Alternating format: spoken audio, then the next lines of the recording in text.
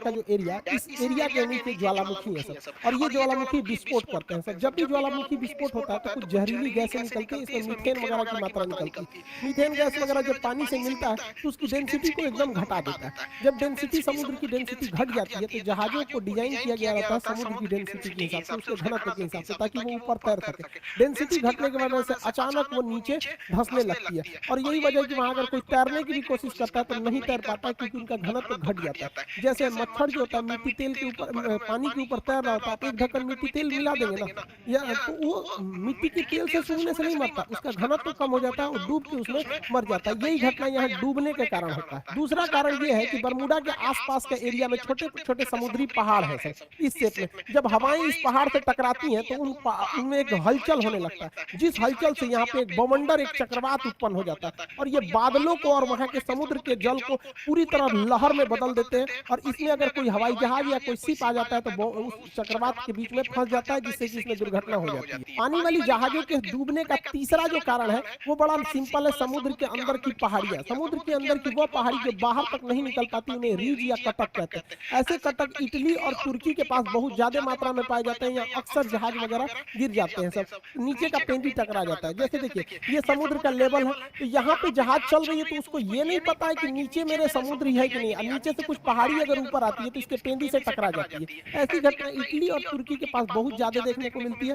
आप देखेंगे इटली के तट के पास ही इतना बड़ा जहाज टकरा गया, यहाँ पर एक मालवाहक जहाज टकरा गया, यहाँ पे बड़ी बड़ी शिप टकरा टकरा के गिरी है सर। अब बताइए, एक तो गलती है इन लोग की, जो कैप्टन है, क्योंकि इतने मॉडर्न शिप को अगर गिरा दिए लोग तो गड़बड़ बात है। उस समय जहाजों की दुर्घटना ज्यादा होती थी, क्योंकि न रडार था न सोनार था। आज के वक्त में पूरी बेहतरीन ढंग से रडार है, सोनार है। आज आराम से बरमूडा ट्रायंगल के ऊपर से जहाजें भी पार हो जाती हैं और शिप भी पार हो जाता है, क्योंकि सोनार उन्हें बता देता है नीचे चट्टान वगैरह नहीं है। लेकिन पहले ये घटनाएं नॉर्मल थी ऐसे हो जाना। हवाई जहाज की दुर्घटना के पीछे सबसे बड़ा जो कारण है वो हेक्सागोनल क्लाउड का है। हेक्सागोनल 6 मतलब फलकों वाला एक क्लाउड होता है, बादल होता है, जिसे सबसे पहले सैटर्न ग्रह के ऊपर देखा गया था। ये बादल जो होते हैं, आप देखिए, ये 6 सतह वाले बादल होते हैं, इस तरह से हेक्सागोनल शेप में ये बादल पाए जाते हैं। यहाँ में दिखने में छोटा लग रहा है, ये सैटेलाइट से फोटो लिया गया, जबकि इसका एरिया देखेंगे तो 50 किलोमीटर स्क्वायर का एरिया होता है। तो जो लगभग जिला बराबर इसका इतना बड़ा एरिया होता है, उतने बड़े में ये बादल होते हैं। और इस बादल के अंदर हवाएं इतनी बवंडर के रूप में चलती हैं, जिनका स्पीड 250 किलोमीटर प्रति घंटा होता है। यानी इसके अंदर हवाएं इतनी तेज होती हैं कि अगर कोई जहाज इसमें प्रवेश कर जाता है तो जहाज को वो तोड़ सकते हैं।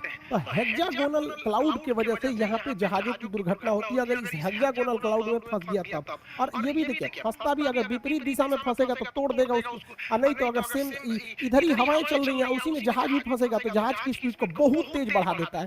यही वजह है कि जब वहां से कई जहाजें गुजरी हैं तो उनका स्पीड अचानक बहुत तेज बढ़ गया। तो इसमें कोई दैवीय या भूत प्रेत वाली घटना या फिर कोई ऐसी चीजें नहीं है जिसका कोई पता नहीं लगेगा। नॉर्मल चीजें, अब ऐसी घटनाएं नहीं होती है, लेकिन ये पुरानी कहानियां, इस पर इतनी मूवी बना दी गई है, करोड़ों रुपए लोग कमा लिए इसके लिए। कहानी चाहिए डायरेक्टर को, अच्छा खासा कहानी बन जाता है। तो ये आप समझिए साइंटिफिक कारण। अब ऐसा कुछ नहीं होता है। ये तो रहा भैया आपका बरमूडा ट्रायंगल का, जो इधर अटलांटिक महासागर के पास कैरेबियन सागर में। ऐसे ही एक घटना जापान के पास हो गई। यहाँ पर जापान के पास भी एक ट्रायंगुलर शेप में एरिया है, वहाँ 1980 में एक जहाज जा रहा था, डर्बिश आया। ये इतना बड़ा जहाज था जो टाइटेनिक से 2 गुना था। यहाँ कई लाख टन इसमें आयरन ओर की मात्रा भरी हुई थी। अचानक ये डूब गया, इस एरिया में अचानक डूब गया। जापान की सरकारी टीम ने उसे रेस्क्यू टीम भेजा था पता लगाने के लिए, वो भी डूब गई। उसके बाद एक हवाई जहाज से रेस्क्यू टीम भेजा गया, वो भी डूब गया। जापान भी डर गया। बाद में पता चला कि भैया सेम चीजें हैं यहाँ और यहाँ दोनों में। तो इसे एशिया का बरमूडा ट्रायंगल कहा जाता था। हालांकि जापान ने इसका नाम दिया था ड्रैगन ट्रायंगल। जापान के जस्ट नीचे था ये ड्रैगन ट्रायंगल नाम था इसका, बरमूडा ट्रायंगल। ऐसा ही एक ट्रायंगल भारत में भी पाया जाता है, उड़ीसा में। उड़ीसा का एक एयर स्ट्रिप है, अंग्रेजों ने बनाया था द्वितीय विश्व युद्ध के समय, जिसका नाम था अमाडा एयर स्ट्रिप। अमाडा एयर स्ट्रिप ये उड़ीसा में स्थित है। यहाँ पे लगभग 150 से 200 अमेरिकी जहाजें यहाँ से आपस में टकरा गई, कुछ गिर गई। और इत्तेफाक देखिए, जब भी इनके साथ घटना होती थी, ना कोई वेदर खराब था, ना ही कोई मतलब हेक्सागोनल क्लाउड थे, ना मौसम खराब, ना चक्रवात, ना हवाओं की स्पीड, एकदम नॉर्मल टाइम पे यहाँ जहाजें गिर गई। आपस में आमने सामने जहाजें टकरा जाती थी सर, इतना खराब काम करता था यहाँ पर। हालांकि द्वितीय विश्व युद्ध के समय अमेरिकी जहाजें यहीं पे उड़ान, यहाँ पे लैंड करती थी और जापान पे बम गिराने के लिए यहाँ से भी जाया करती थी। आपको भी पता होगा कि अंडमान निकोबार तक में जापान आ गया था। तो इतनी जहाजें अमेरिका की यहाँ से क्रैश की गई थी और उनका बहुत सारा हुआ था। हालांकि ये मिलिट्री का एरिया था, इसलिए इसराइलियों को बंद कर दिया गया, बहुत ज्यादा डिस्क्लोज नहीं किया गया। तो ये भारत का बरमूडा ट्रायंगल आप कह सकते हैं। तो ये तीनों जगह, अब इसके पीछे क्या लॉजिक है भैया, आपको हम बरमूडा का लॉजिक बता दिए, जो सेम लॉजिक ड्रैगन ट्रायंगल पे भी है, दोनों सेम है।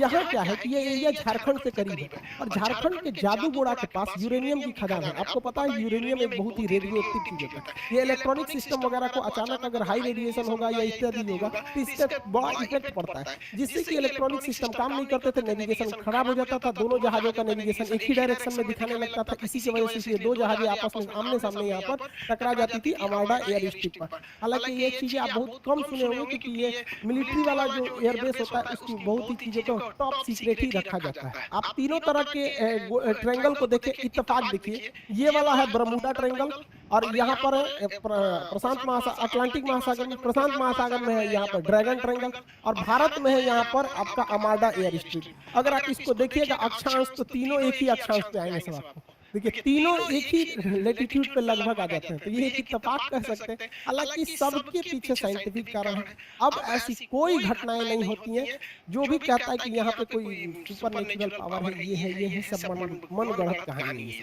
हालांकि अटलांटिक महासागर में एक और जगह है सारगैसो, यहाँ सारगैसो सागर है, ये सागर है ही नहीं है एक्चुअली। यहाँ एक शैवाल पाया जाता है एलगी, जो समुद्र में तैरते रहता है, बहुत लंबा लंबा पाया जाता है, घास है इस तरह। यहाँ अगर जहाजें, छोटी मोटी जहाजें फंस जाती है ना तो उसी में फंस के रह जाती है, इसलिए यहाँ पे देखिए इतना बड़ा बड़ा घास पाया जाता है, पूरी समुद्र को ये घास ढक लेता है। सारगैसो घास पाए जाने की वजह से जितने एरिया में वो घास पाया जाता है उस घास वाले एरिया को, उस शैवाल वाले एरिया का नाम रख दिया गया है सारगैसो सागर। हालांकि सारगैसो कोई सागर नहीं है, वह सागर का वह हिस्सा है जहाँ ये वाला शैवाल पाया जाता है, सारगैसम नामक शैवाल पाया जाता है। इसलिए यूपीएससी सीडीएस में एक बार क्वेश्चन पूछा था, वो कौन सा ऐसा सागर है जिसका कोई भी तट रेखा नहीं है, मतलब जमीन से नहीं टच करता। तो सारगैसो सागर जमीन से टच नहीं करेगा क्योंकि वो बीच का तो सागर है नहीं, वो बस एरिया है। यहाँ जहाँ जहाजों को, छोटी जहाजों को आने जाने के रोक लगाया गया क्योंकि उसकी पंखी वगैरह में ये सब घास वगैरह